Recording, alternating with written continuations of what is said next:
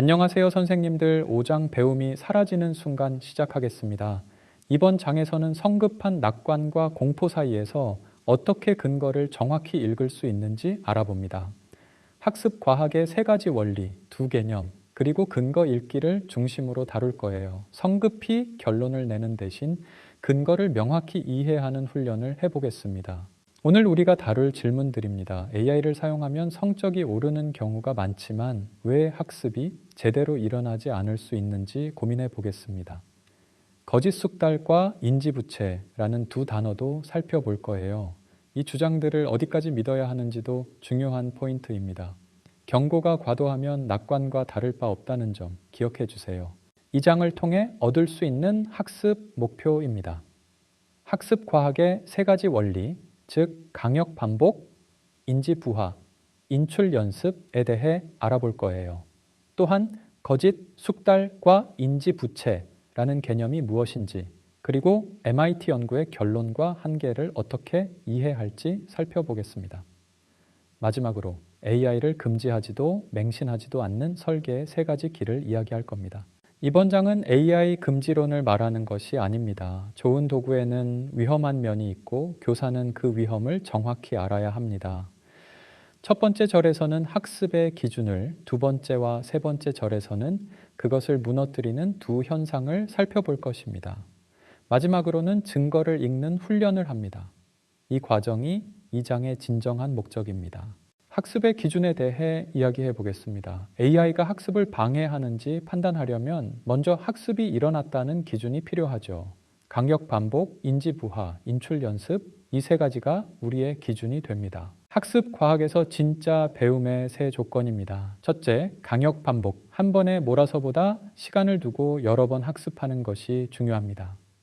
둘째, 인지 부하. 작업 기억은 매우 좁아서 한꺼번에 너무 많은 정보를 처리하면 학습이 잘 이루어지지 않아요. 마지막으로 인출 연습. 학습은 정보를 머리에 넣는 것보다 꺼내는 과정에서 강화됩니다. 이 세 원리의 공통점은 직관과 반대되는 점에 있습니다. 학습 과학의 기본 원리 첫 번째, 강역 반복입니다. 시험 전날 몰아서 공부하는 것보다 잊힐 즈음에 조금씩 다시 보는 것이 더 효과적입니다.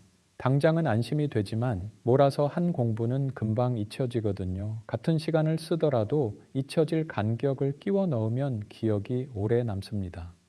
흐려지기 직전에 다시 꺼내보면 기억은 더욱 단단해져요. 반복될수록 잊어버리는 속도는 느려집니다. 학습 과학의 두 번째 원리, 그리고 인지 부하입니다. 작업 기억은 매우 제한적입니다. 한꺼번에 너무 많은 정보를 처리하면 학습이 일어나지 않아요. 이미 배워서 자동화된 일은 덜어줘도 괜찮습니다. 예를 들어 익숙한 계산 절차 같은 것들이죠. 하지만 이제 막 배워야 하는 생각을 대신해 버리면 작업 기억은 편해지지만 그 자리에 남는 것은 없습니다. 학습의 세 번째 원리, 인출 연습입니다. 학습은 정보를 머리에 넣을 때가 아니라 꺼낼 때 강화됩니다. 노트를 다시 읽는 것보다 아무것도 안 보고 떠올려 보는 것이 기억을 훨씬 강하게 만듭니다. 실패한 인출도 의미가 있어요. 틀린 뒤 정답을 확인하면 이것을 모른다는 사실이 뇌에 각인되니까요. 이런 과정 덕분에 인출 연습은 강력한 학습 도구로 자리 잡았습니다. 세 가지 원리를 한 표로 정리해 보겠습니다. 직관이 시키는 일과 원리가 가리키는 일이 다를 때 표의 오른쪽이 우리가 설계로 지켜야 할 방향입니다. 이 오른쪽 원리가 무너지는 두 가지 현상이 있습니다. 거짓 숙달과 인지 부채입니다. 첫 번째 현상, 거짓 숙달. 이는 결과물의 품질이 실제 역량을 가려버리는 신기루 같은 현상입니다. 겉으로 보기에는 잘 해낸 것 같지만 실제로는 그렇지 않은 경우가 많습니다. 이 현상을 더 깊이 들여다보겠습니다. OECD의 디지털 교육 전망에 따르면 두 축은 저절로 함께 오르지 않습니다. 결과물만 보고 세로 축, 즉 인간 기술 발달을 짐작할 수 없다는 거죠. AI를 잘 써서 결과물이 오를 수 있지만 실제 기술은 제자리일 수 있습니다. 평가와 설계에서 이런 두 축을 분리해 보는 것이 중요합니다. 거짓 숙달의 신기루. 겉으로는 학생들이 에세이나 발표 자료, 코드를 잘 작성한 것처럼 보입니다.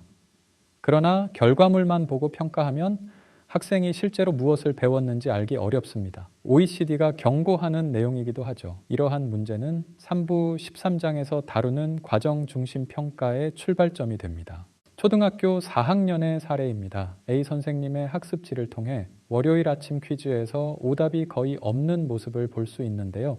정답률이 40%에 불과한 상황에서 AI가 빈칸을 채워준 결과물입니다.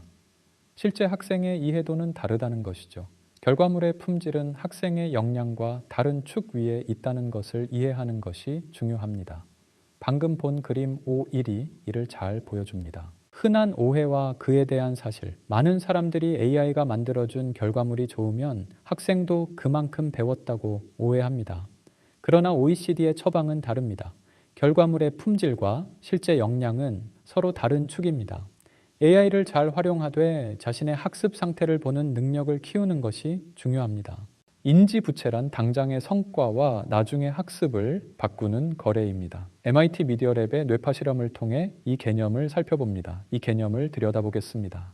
MIT 연구의 구체적인 실험 내용입니다. 연구는 세 그룹으로 나뉘어 진행되었습니다. 첫 번째 그룹은 대규모 언어 모델을 사용했고, 두 번째 그룹은 검색 엔진만을 사용했습니다. 마지막 세 번째 그룹은 아무 도구 없이 스스로 에세이를 작성했습니다. 연구는 몇 달에 걸쳐 진행되었고 에세이 작성 동안 EEG로 뇌 활동을 기록했습니다. 4절에서 이 내용을 다시 다루겠습니다. MIT 연구의 세 가지 발견. 첫째, 대규모 언어 모델 그룹의 신경 연결성이 가장 낮았습니다. 이는 뇌가 덜 일하고 있다는 신호입니다. 둘째, 인출 연습이 무너진 자리에서 기억 인출 실패가 발생했습니다. 셋째, 시간이 지날수록 자신이 쓴 글을 알아보지 못하는 소유감의 상실이 나타났습니다. 연구팀은 이를 인지부채라고 불렀습니다. 나중에 반드시 갚아야 할 부채라는 의미죠. B 선생님의 수업에서 있었던 일화입니다. 중학교 국어 시간에 B 선생님이 민서에게 시 감상문에 대해 질문을 했어요. 민서는 마지막 연에서 별이 쏟아진다고 썼는데 그 이유를 묻자 잠시 머뭇거리더니 AI가 쓴 거라서요 라고 대답했어요. 이 상황은 인지부채의 은유와도 같아요. 오늘은 좋은 점수를 받을 수 있지만 다음 단원에서 그 빈자리에 대한 대가를 치르게 될 수 있죠. 거짓 숙달과 인지부채는 한 쌍으로 작동하며 결국 같은 지점으로 모이게 됩니다. 중요한 것은 결과물이 아니라 과정과 인출을 설계에 남기는 것입니다. 이게 바로 우리가 주목해야 할 부분이에요. 훈련의 네 번째 단계, 이 연구로 무엇까지 말할 수 있는가라는 질문을 다뤄볼 건데요. 연구 결과는 그럴듯하고 때로는 무섭기까지 합니다. 그런데 여기서 교사는 반드시 물어야 합니다. 무엇이 그럴듯한지, 그리고 무엇이 과장된 것인지 말이죠. 연구의 한계, 첫 번째는 표본입니다. 이 연구에서는 솜 4명을 모집했지만 실제 분석 가능한 EEG 데이터는 18명에 불과했어요. 그룹당 6명 안팎인데 일반화하기에는 신중해야 하겠죠. 두 번째는 과업이에요. 에세이 쓰기 하나만 다뤘고 수학이나 개념 학습, 토론 준비에서는 이 연구가 말하지 않아요. 세 번째로는 기간이 있죠. 몇 달간의 변화를 봤지만 몇 년 단위로는 알 수 없습니다. 마지막으로 사용 방식도 중요합니다. 어떻게 썼는지를 세밀히 나누지 않았어요. 교사로서 우리가 만들어야 할 한 문장, 말할 수 있는 것과 말할 수 없는 것을 구분하는 것이죠. 왼쪽만을 말하는 것이 근거를 존중하는 말하기입니다. 이게 바로 우리가 가져야 할 태도입니다. 학부모회나 교무회의 상담에서 교사의 전문성은 무엇일까요? 바로 근거의 범위를 말하는 능력입니다. 학부모가 AI 쓰면 아이 뇌가 나빠진다던데요 라고 말할 때 우리는 그 연구 결과가 있으니 금지해야 합니다 라고 쉽게 결론 짓지 않아야 합니다. 대신 어떻게 쓰느냐에 따라 달라질 수 있다고 설명해야 하죠. 연구의 근거 범위를 정확히 말하는 것이 중요합니다. 마지막 처방, 답은 금지가 아닌 설계에 있습니다. 학생들이 결과물을 대신 만들게 하지 말고 그들의 생각 과정 안에 AI를 끼워 넣는 것이 핵심이에요. AI를 교육에 어떻게 설계할지 세 가지 방법입니다. 첫째, 소크라테스식 AI죠. 답을 주는 AI가 아니라 질문을 던지는 AI로 쓰는 거죠. 두 번째는 과정 중심 평가. 학생이 무엇을 물었고 어떻게 고쳤고 무엇을 배웠는지를 평가합니다. 마지막으로 비계로서의 AI, 즉 대체가 아니라 떠받침의 역할을 하는 AI입니다. 중학교 사회 수업에서 C 선생님은 한 단원에 세 가지 길을 모두 담았습니다. AI는 질문을 던지며 가장 오래된 행사는 같은 질문으로 학생의 탐구를 유도합니다. 그리고 과정을 평가하며 학생이 무엇을 물었고 어떻게 답을 확인했는지를 기록합니다. 마지막으로 비계로만 작동하게 합니다. 초안은 학생이 작성하고 AI는 어휘를 쉽게 바꾸는 데만 도움을 줍니다. 1절의 새 원리와 5절의 새 길이 실제로 어떻게 작동하는지 보였습니다. AI를 사용하는 학생과 사용하지 않는 학생이 섞여 있을 때 평가가 공정하지 않다는 우려가 있죠. 하지만 결과물의 완성도를 비교하는 것이 아니라 과정을 평가하는 것이 중요합니다. 같은 도구와 방식을 강제하는 것이 공정이 아닙니다.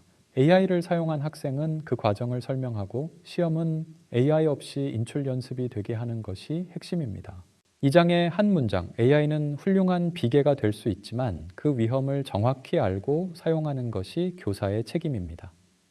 AI가 가진 잠재력을 잘 활용하면서도 그 위험성을 간과하지 않는 균형 잡힌 접근이 필요합니다. 생각해 볼 질문 두 가지입니다. 첫째, 성적이 오르는데 학습은 일어나지 않는다라는 상황이 선생님의 경험에서 있었는지요? 두 번째로 MIT 연구에 대해 여기까지는 말할 수 있고 여기부터는 과합니다라고 설명해 보세요. 이 질문들을 통해 오늘 배운 내용을 더 깊이 성찰해 보시길 바랍니다. 생각해 볼 거리, 내 수업에 어떤 과제를 소크라테스식 AI와 짝지을 수 있을까요? 배웠다. 고 판단하는 기준이 결과물의 완성도에 머물러 있는지 그 기준을 과정의 어디로 옮길 수 있는지도 고민해 보세요. AI가 대신해 주는 것과 AI가 질문을 던져주는 것의 차이를 내 수업의 활동 하나에 적용해 보면 좋겠습니다. 부록 2에서 실천으로 옮기는 법, 우리가 사용하는 평가 설계에 AI 사용 가이드라인을 통합하는 것이 중요합니다. 결과물이 아닌 과정을 어디에 남길지 고민해 보세요. AI와 함께 쓰기에 경계를 적고 인출 연습이 과제 안에 포함되어 있는지 확인하는 것도 필요합니다. 소크라테스식 질문의 자리를 정하고 설명 가능성을 평가 재료에 섞어주세요. 비계를 언제 치울지 한 줄을 남기고 학생이 설명할 수 없는 문장은 설계에서 빼야 합니다. 참고 자료입니다. 첫째, OECD의 2026년 보고서입니다. 거짓 숙달과 하이브리드 인간 AI 역량을 다루고 있습니다.